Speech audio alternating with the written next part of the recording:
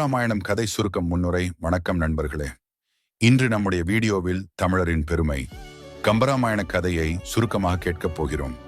கம்பர் வால்மீகி ராமாயணத்தை அடிப்படையாக கொண்டு தமிழ் மொழியின் இனிமையோடும் கலைநயத்தோடும் பக்தியோடும் பாடியதே இந்த கம்பராமாயணம். வாங்க நண்பர்களே, கம்பராமாயணத்தின் கதையை ஆரம்பிப்போம். பாலகாண்டம். அயோத்தி என்ற நகரத்தில் தசரத மன்னன் ஆட்சி செய்தான். அவனுக்கு 3 மகாராணிகள் இருந்தனர்: கௌசல்யை, கைகேசி, சுமித்திரை. ஆனால் குழந்தைகள் இல்லாமல் மன வருத்தத்தில் வாழ்ந்தார். முனிவர்களின் ஆலோசனையின்படி புத்திரகாமேஷ்டி யாகம் செய்தார். அதன் பலனாக 4 மகன்கள் பிறந்தனர். கௌசல்யைக்கு இராமன், கைகேசிக்கு பரதன், சுமித்திரைக்கு லட்சுமணன் மற்றும் சத்ருக்னன். இராமன் வால்மீகி முனிவரிடம் கல்வி கற்றான். அப்போது விஸ்வாமித்திர முனிவர் யாகத்தை பாதுகாக்க இராமனையும் லட்சுமணனையும் அழைத்துச் சென்றார். அங்கு வந்த அரக்கர்களை இராமன் விளங்கிய வில்லால் அழித்தான். பின் மிதிலையின் ஜனகர் மன்னன் நடத்திய வில்லாட்டத்தில் இராமன் சிவனின் வில்லை களைந்து சீதையை மணந்தான். இதுவே பாலகாண்டம். அயோத்தி காண்டம். தசரதன் வயதாகி இராமனை அயோத்தி அரசனாக்க விரும்பினார். முழு நகரமும் மகிழ்ச்சியில் இருந்தது. ஆனால் கைகேசி ராணி மந்திரியின் சதி காரணமாக 2 வரங்களை கேட்டாள். 1, பரதன் அரசராக வேண்டும். 2, இராமன் 14 வருடம் வனவாசம் செல்ல வேண்டும். மகனின் பிரிவால் தசரதன் மனவேதனையில் இறந்தார். இராமன், சீதையும் லட்சுமணனும் சேர்ந்து வனவாசம் சென்றனர்.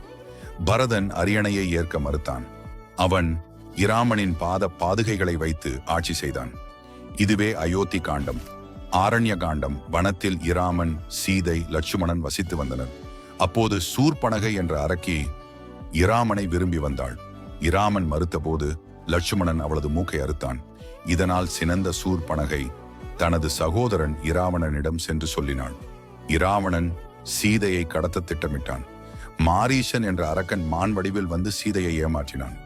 இராமன் அதை பிடிக்கச் சென்ற போது இராவணன் வந்து சீதையை கடத்தி சென்று லங்கையில் உள்ள அசோகவனத்தில் அடைத்தான். இதுவே ஆரண்ய காண்டம். கிஷ்கிந்தா காண்டம்.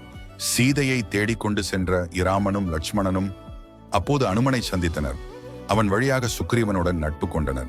இராமன் வாலியை வீழ்த்தி சுக்ரீவனை கிஷ்கிந்தா அரசனாக்கினான். அதன் பின் சீதையை தேட அனுமன் கடலை தாண்டி லங்கைக்கு சென்றான். அசோகவனத்தில் சீதையை சந்தித்து இராமனின் மோதிரத்தை அவளுக்கு அளித்தான். சீதையும் தனது சூடாமணியை அனுமனுக்கு கொடுத்து அனுப்பினான். இதுவே கிஷ்கிந்தா காண்டம். சுந்தர காண்டம். அனுமன் சீதையை சந்தித்த பின் லங்கையில் பல அரக்கர்களை வென்றான். கடைசியில் தனது வாளில் தீ வைத்து முழு லங்கையையும் எரித்தான். பின் திரும்பி வந்து இராமனுக்கு சீதை இருக்கும் இடத்தையும் அவளது நிலையும் சொன்னான். இதுவே சுந்தர காண்டம். யுத்த காண்டம். இராமனும் வானர சேனையும் கடலுக்கு கரை சேர்ந்தனர். அப்போது கடல் தேவனின் அருளால் சேது பாலம் கட்டப்பட்டது. அந்த பாலம் வழியாக எல்லோரும் லங்கைக்கு சென்றனர். அங்கு கடும் யுத்தம் நடந்தது. கும்பகர்ணன், இந்திரஜித் போன்ற வீரர்கள் யுத்தத்தில் வீழ்ந்தனர். லட்சுமணன் கடுமையாக காயமடைந்தான். அனுமன் சஞ்சீவி மலை எடுத்து வந்து அவனை உயிர்ப்பித்தான். கடைசியில் இராமன் தனது வில்லிலிருந்து பாய்ந்த பாணத்தால் இராவணனை அழித்தான். அவ்வாறு சீதை மீண்டும் விடுவிக்கப்பட்டாள். இதுவே யுத்த காண்டம். பட்டாபிஷேக காண்டம். இராமன், சீதை, லட்சுமணன், அனுமன் எல்லோரும் அயோத்திக்கு திரும்பினர். அங்கு மகிழ்ச்சியோடு இராமன் அரசராக்கப்பட்டான். அனைவரும் நலமாக வாழ்ந்தனர். இதுவே பட்டாபிஷேக காண்டம்.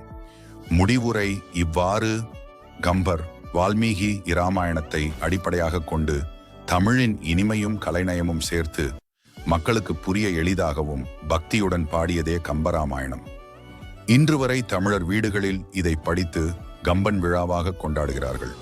நாமும் கம்பராமாயணத்திலிருந்து நல்லொழுக்கத்தையும் பக்தியையும் வீரத்தையும் கற்றுக்கொள்வோம்.